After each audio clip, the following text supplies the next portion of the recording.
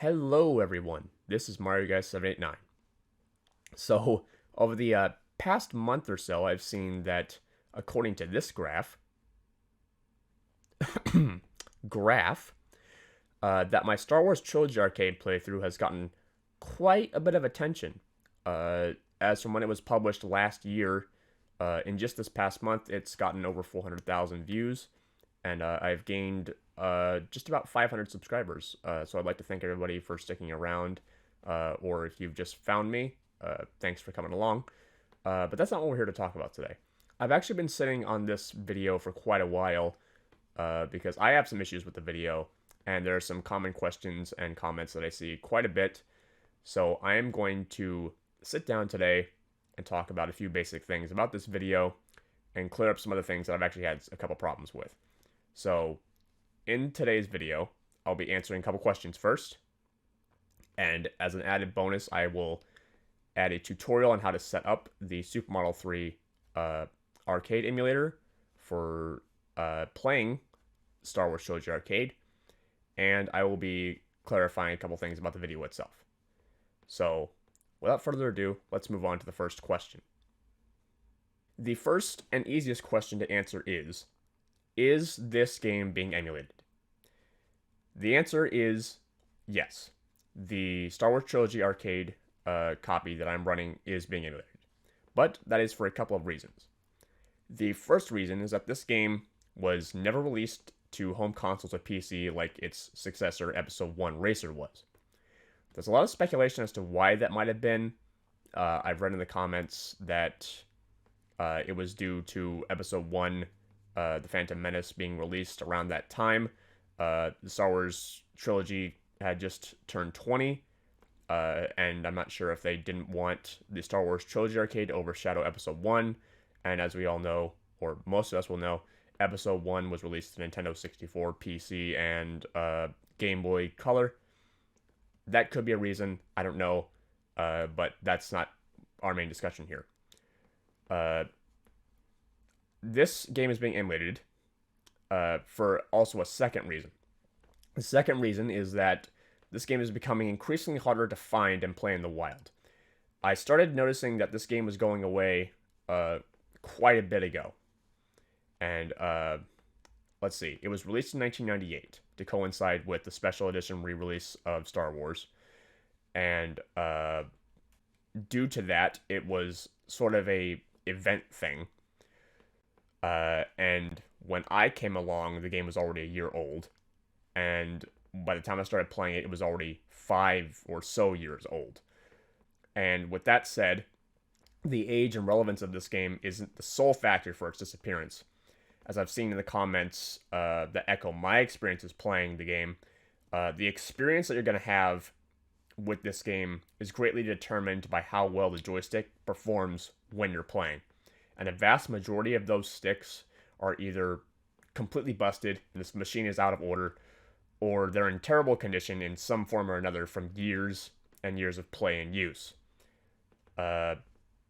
It's just, when you go into the machine, either you'll be the deluxe sit-down cabinet or it'll be upright, and the joystick will have some sort of quirk where it's like it'll lean more in one direction or the other, and it makes it completely unplayable.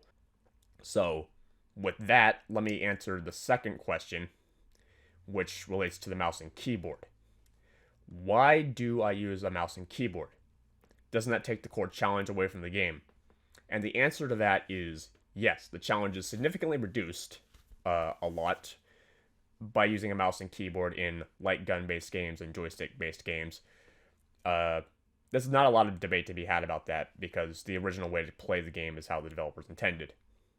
The reason I use a mouse and keyboard is primarily due to convenience, but also due to a self-imposed challenge of doing no damage runs on the cabinet's hardest difficulty, while also getting as close to perfect scores as I can, which in that video is the closest I've ever come to doing that, ever. And it's really a lot harder than it sounds, even with the ease of access with mouse and keyboard controls. However, luckily for anybody who does want to use a joystick with this game, you can still do that. The emulator which I use, which is the Supermodel 3 emulator, comes with a joystick configurator, and you can use pretty much any flight stick that you have. Even a regular controller will work. You don't need a fancy HOTAS setup in order to play this game. The arcade machine just has two inputs. One's a trigger, one's a secondary trigger, and the third input is, well, second input really is the event button, which is used to fire proton torpedoes or do other stuff whenever a context-sensitive action is brought up. You can also do it with just about any other game that requires a joystick, like the Jurassic Park, I think, is a joystick-based game. I forget because I haven't played it in a very, very long time. So, back to the emulation itself. The next question I have is, what emulator is being used here? Is it MAME? Well, as I mentioned a couple times already, the emulator which is being used is not MAME. It is actually the Supermodel 3 emulator. It was developed with the sole intention of running all or most of the Sega Model 3 arcade cabinets like Jurassic Park, Star Wars Trilogy, and the others. However, while the Supermodel 3 emulator is kind of close in its emulation of most cabinets, like most other emulators, there are bugs that will affect your playing experience. And not just may, but it will affect your playing experience. I've mentioned a couple of times throughout the comments when replying to people and in the description of the video that Supermodel 3 has gone through many, many, many, many revisions. I'm not sure if it's the exact number is 830, but as far as I can count on the official website, there have been as many as 866 revisions, and that goes back many, many years. And as I tried to mention, but the description box is too small because it only takes 500. Let's move on to some goofs in this video. So, the biggest goof that I've actually not seen anybody comment on is the fact that if you look and watch closely enough at what's happening on the screen, the stereo that's in the video is actually flipped. And I don't know how that happened, but I was rendering the video, and I published it, and I didn't even notice it until it was published that the video's stereo was flipped. So, yeah, if you watch closely, you'll see that sound effects coming from the right is actually stuff happening on the left side of the screen and so forth. I've not seen anybody notice that yet, but that's a goof. The second thing is that I'm going to come clean on this. This video is not actually truly 4K, and I'm going to explain why that is. When I was first embarking on this journey of cataloging games that I've played, I started with Star Wars Trilogy Arcade because I wanted to do my own playthrough. And what happened was I ran the game at 1080p at 60 frames per second, and I rendered the video in 4K. I saw a comment addressing this, and the person who wrote the comment was correct. This video doesn't actually have a true 4K aspect ratio or resolution because the video was rendered in 4K, not actually truly recorded at native 4K. At the time I recorded, I did not have a way of truly recording in native 4K, and so the video title is technically cheating. The only way it's not cheating is because the render in 4K gave greater detail and avoided some of the compression that YouTube was going to force on the video anyway. So I will more than likely revise the title of the video, and I will definitely be updating the description if I can in the video to make sure that, because I wasn't trying to sell the video on false pretenses. I just wanted to, in fact, what I originally did was I rendered the video in 4K, and then I wanted to see if YouTube would actually upload it in that, because I didn't know if it would or not. And it did, so I just decided to title it that. If you'll look at my Rayman 2 playthroughs, you'll notice that I've kept the 1080p moniker. That's because it was originally released in 1080p. I recorded it, and then I uploaded it at 1080p resolution. However, YouTube's compression messed up the video quality, and so I've had to render the video in 4K at a higher bit rate to preserve quality, but I kept the 1080p in parentheses. That's what happened with that. So the reason that it's in 4K is because there's better quality, as opposed to having YouTube's compression be completely terrible and mess everything up. So, with all that stuff out of the way, let's finally move on to the installation of Supermodel 3 and Star Wars Trilogy Arcade. Alright, to get the setup off the ground first, we're going to need to head over to supermodel3.com, which is the official site of the Sega Model 3 emulator project. Head over to downloads. And then we're going to download the latest revision of the emulator, which is 866, as I mentioned previously. And once you've done that from out of your downloads, I'm going to go to these two folders, which I have pre-prepared. So here in this folder, which is aptly titled Things You'll Need, is some of the stuff you're going to need or also want, possibly, for setting up this process. The second folder over here is just for directories management. That's for our paths and stuff we're going to set up in a minute. So over here, we have a revision of the Supermodel 3 emulator. Previously, I mentioned that 830 was the version I used previously, but I'm not going to show you how to set that one up, because the installation is pretty much all the same for everything anyway. So I'll be showing you how to set up revision 866 instead. Plus, I don't think it's currently available on the Supermodel 3 website, so you'd have to go searching for that, and I'm not exactly sure how, or if it's a violation of copyright or whatever, or piracy. So we have a revision, we have 866 here. If you don't know how to use command line interfaces, which I do not fully grasp how to do, Supermodel 3 is actually a command line emulator. And to avoid having to go around with that, we're going to use a GUI. Now, previously, I was using Supermodel's Assistant, which is a very good graphical interface. However, it doesn't appear to be available anymore, and I'm not sure if the creator of it wants me, or anybody really, to upload it again. So I won't do that. Instead, I'll link you to SUI, which is a Supermodel emulator. Supermodel user interface. It's quite old, but most graphical interfaces will be able to do everything that anything else can. It gets the job done. And the last thing we're going to need are these two ROMs, which I definitely can't show you how to get because it would be breaching YouTube's terms of service.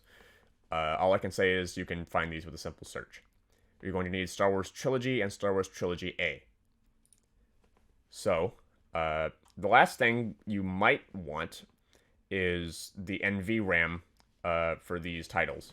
Now, the NVRAM is game settings that can be saved after even turning off the machine.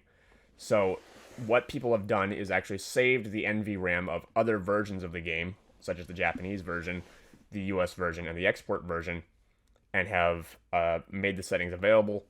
And I'll show you how to set that up in a minute so you can actually have the Japanese version of the game running, because it's not actually a separate ROM, but actually a separate NVRAM setting.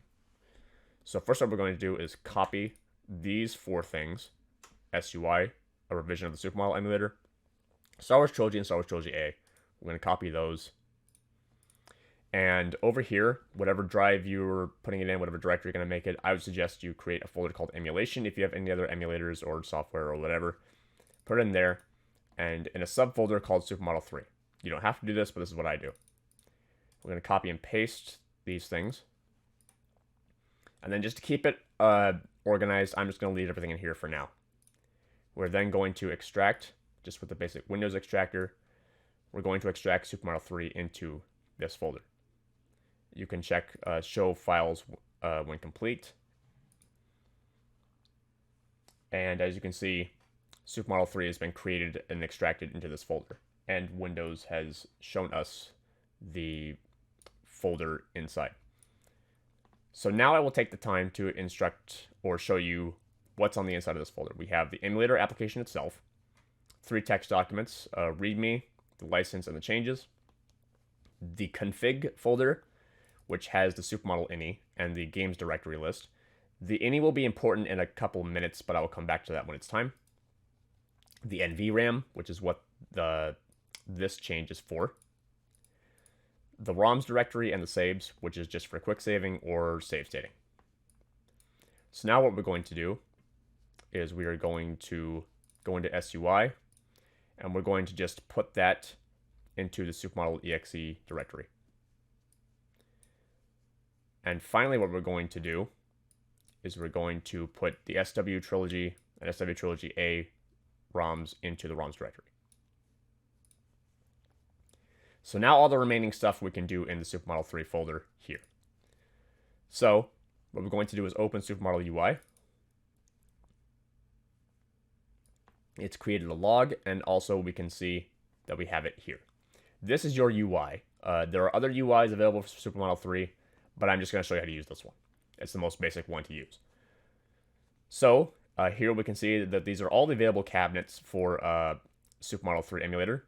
Now, of course, we only have 2 available, so we're going to just list the only available.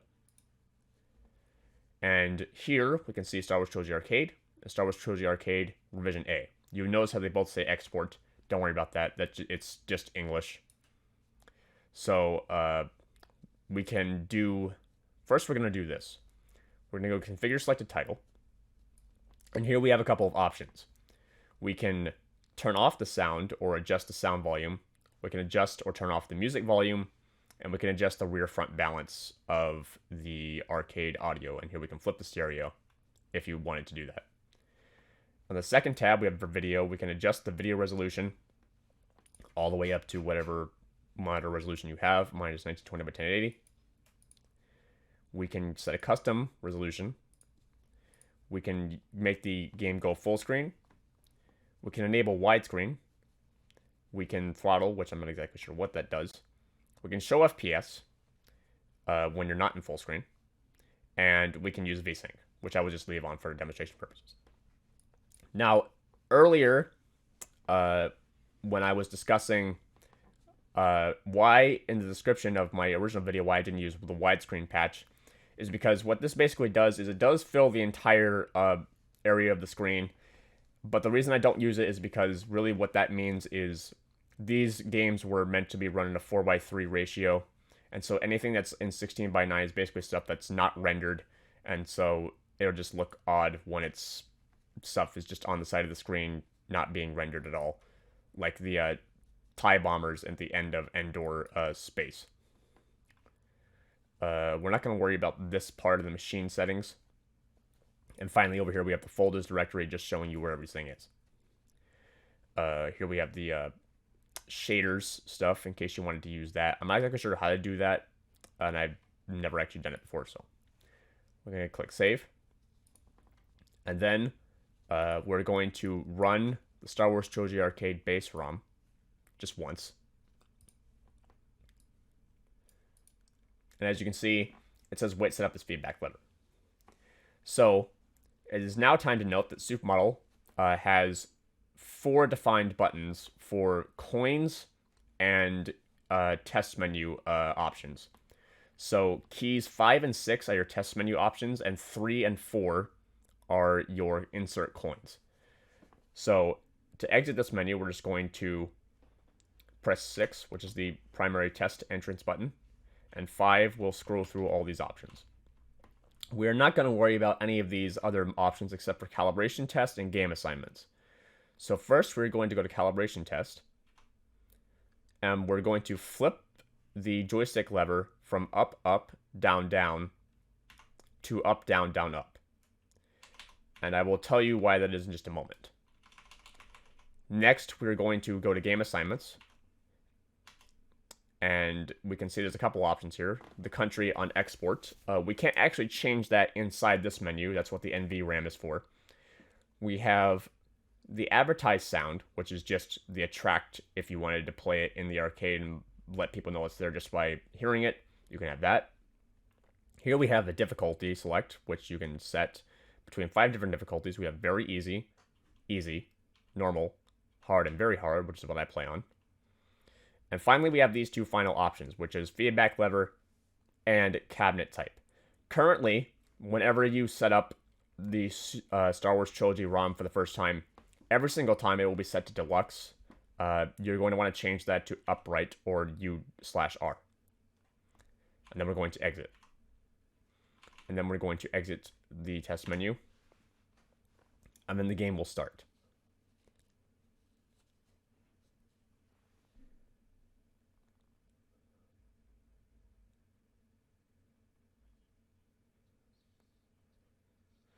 And then you can insert a coin.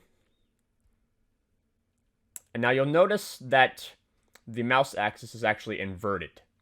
Here's where the config file comes into play. We're going to close that, the base ROM. And now we're going to go back into the config file for the Supermodel emulator, and we're going to open the ini. Now, later revisions of the Supermodel emulator will have actual dedicated sections to each of the game, but the configuration file is actually generated by Supermodel UI in some cases, and other UIs might do this too. So just go ahead and scroll down to input analog joy X, joy Y, and joy trigger, and joy event. These are the only 4 controls that are relevant in Star Wars Trilogy Arcade. And change mouse axis X to mouse axis X underscore inv for inverted, and mouse axis Y axis to inv. Analog joy trigger can stay the same, as it's going to be the left mouse button. Analog joy event can stay the same, as it's just the right mouse button.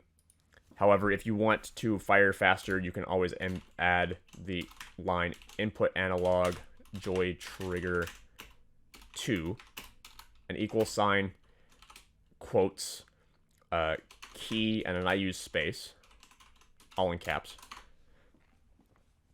And then we're going to save this. Then we're going to close it. And then we're going to go back to the main directory. We're going to close Supermodel UI, open it again. And this time, we're going to open the revision A version of the ROM. We're going to play. As you can see, the settings from the Supermodel UI have stayed the same. We're going to, sorry about NVIDIA, I don't know why that keeps coming up for this game specifically. We're going to press 6 again. We're going to go back to calibration test. Change the flip lever to up, down, down, up. And change game assignments, difficulty if you want to, advertise sound, etc. But we're going to change deluxe cabinet type to upright. Then we're going to exit. We're going to wait for the game to begin, and it's strongly encouraged not to insert coin or do anything until Vader started speaking or around this part of the intro. At this point, you can insert a coin, and you'll now notice that the mouse axis is completely correct. I'm not sure why the upright position of this cabinet will allow for the mouse axis to be correct in all instances, but as soon as you've done this, your vehicle and your boss fight axes will be correct. I will play for just a couple seconds just so I can show you that the mouse positioning is correct whenever you're playing. So as you can see, we have the cursor here. We can left click with mouse and we can fire faster when pressing space.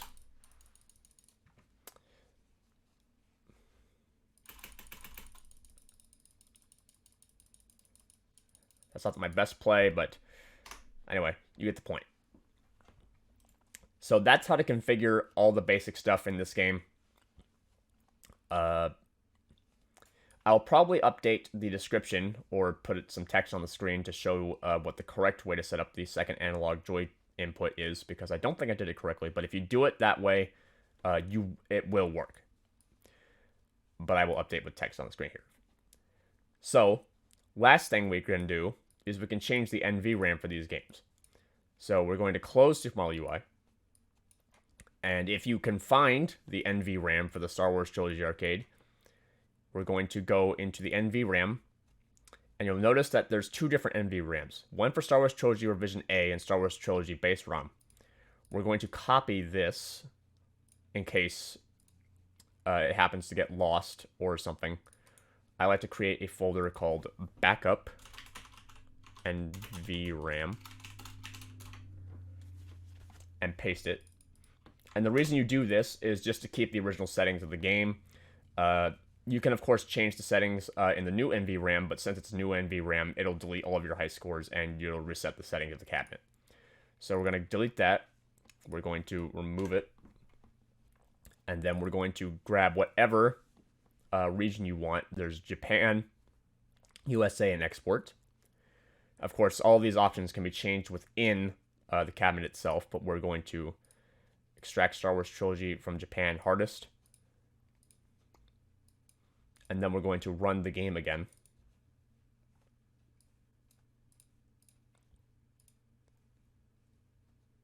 And it should now come up with this warning screen. For Japanese arcade games, usually always have this. And then the game should start as usual.